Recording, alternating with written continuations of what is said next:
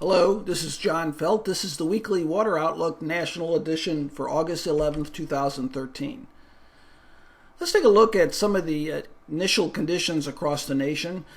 I show this from time to time. It's pretty messy of an image, but it's the departure from average greenness. So a satellite takes a picture of how green it is. That's crops, shrubs, trees, and it compares it to what is normal. Areas in yellow show areas below normal for greenness, and that's showing a stress generally in crops this time of year, but also shrubs and trees can be depicted.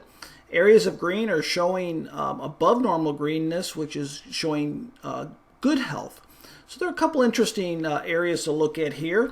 I think the one here is this area has been very dry here in Iowa, parts of Minnesota, and crops are beginning to suffer in that area. We have an area of above normal greenness up in the upper Midwest, more scattered in this area. Now you might remember we had a lot of rain in parts of Oklahoma, very green in that area. So these are just some trends as far as overall greenness around the nation. Now the jet stream hasn't changed a whole lot. We've really been in this dominant pattern for July into August now. Region of high pressure in the west, low pressure in the east. That has dominated both temperature and precipitation patterns quite some time, and it really doesn't look like there's going to be a lot of change as we get into August.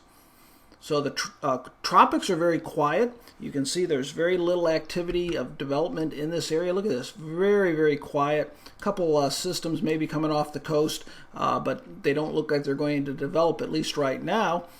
So at least in the immediate future, it looks pretty quiet in that area. There is some upper sand or dust in the atmosphere blowing off the coast. That's that area of bright orange and yellow. That could be inhibiting activity from developing. But I think what you're going to probably see is coming in this area, just on the south band of that. These could develop. We'll have to keep an eye on it. But right now, nothing imminent, and that wouldn't be this week anyway in that area. Something we do need to keep an eye on, and this will be interesting here, this is an area of high pressure aloft. These are steering winds. If this high pressure stays in place here, it looks like tropical activity is going to take one of two tracks. It's either going to curve up here towards the northeast, or it's going to move across the region if it comes far enough south into the Gulf, maybe a West Gulf track. Right now, there's nothing out there. This could change, but this is a type of pattern I'll be keeping an eye on, especially as we get into late parts of this month, into the peak of activity next month. We'll see where these steering winds align. This is total rainfall over the last 7 days across the nation. You can really see that active area from Kansas across southern Missouri into Kentucky and Tennessee. You might remember that there was a lot of flooding in Missouri and parts of around the Nashville area in Tennessee, as well as parts of Kentucky. And that's right along the boundary of the cooler air to the north and the warmer air to the south. So that's been the active area. Parts of the southeast U.S. has also been pretty active, including Alabama, northern parts of Georgia. Stream flow lines very closely with the heaviest rainfall. Look at the area of black dots. That's high stream flow right from Kansas, parts of Oklahoma, parts of Missouri, then off to the east, as well as that axis of heavier and higher stream flow over the southeast U.S. Now you might be wondering, where is that extreme rain going? And I sort of tracked it here from the southern part of Missouri on the Gasconade River, moves up into the Missouri River and eventually gets into the Mississippi River and heads on to the south. It'll attenuate by that time, but it will raise flows, and it has brought some minor flooding into the parts of the Missouri River basin. What you can see here are the higher points. The orange is moderate, and the red is, the orange is minor, the red is moderate flooding, and that's the flows that are working its way downstream. Just real scattered minor flooding elsewhere. The U.S. Drought Monitor continues to show the core of drought more extreme. The D3 and D4 is in red, and that's generally over the western parts of Nebraska, western parts of Kansas, parts of Colorado, as well as parts of Texas and Oklahoma. No drought over the eastern third to half of the state. And I did want to point out that over Iowa, that has expanded over the last couple weeks. It's no surprise because that's been very dry in that area. So the jet stream analysis shows very little change. High pressure over the west and low over the east. That blue line, I actually didn't change it at all from last week. It looks like very little change. Later this week is the dashed line, and it looks like it might even dip a little bit further to the south.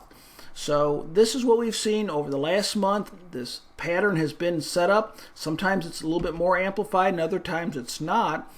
And matter of fact, this is a 6 to 10 day forecast, and it really looks like this will continue pretty much unchanged. And right where that stationary boundary that defines the cool air and warm air, that's where the most active precipitation will be. It's also impacting temperatures. Blue are below normal temperatures, red are above normal, and north of the jet stream you can see it's a lot of blue, below normal temperatures across the Midwest and the Northeast U.S., and above normal temperatures over the southern U.S. So here's the forecast for the week. The action's going to be in two spots. It's going to be draped along that front from Kansas, Oklahoma, Arkansas into parts of Tennessee. And then as the week goes on, as that trough digs further to the south, that front will also sag to the south, and that'll enhance rainfall over the southeast U.S., primarily over the central part and along the eastern part of the U.S. It looks like the dry spell will continue over the upper Midwest and as well as South Texas. Now I wanted to take a quick look at weeks 3 and 4 to see if I saw any clear trends, and I really can't, and that's not unexpected for August. Usually you can't in August. It's a month where the trends are much more small scale induced. But I did want to point out on week 3, green is above normal rainfall, red is below normal. It does look like in weeks 3 and 4 that the southeast U.S. will remain wet, and that trend that started in spring looks like it will continue now well into August. Takeaway points for this week's briefing. The Midwest Tennessee Valley will be active, eventually moving into the southeast U.S. generally later this week, while the upper Midwest and the South remain quiet. Tropics also quiet, and this looks like a persistent pattern. Now, thanks for listening to this week's briefing. Looks like Thursday I'll be issuing my long-range outlook. I want to really be focusing on the tropics and sector updates throughout the week. Be talking with you again next week.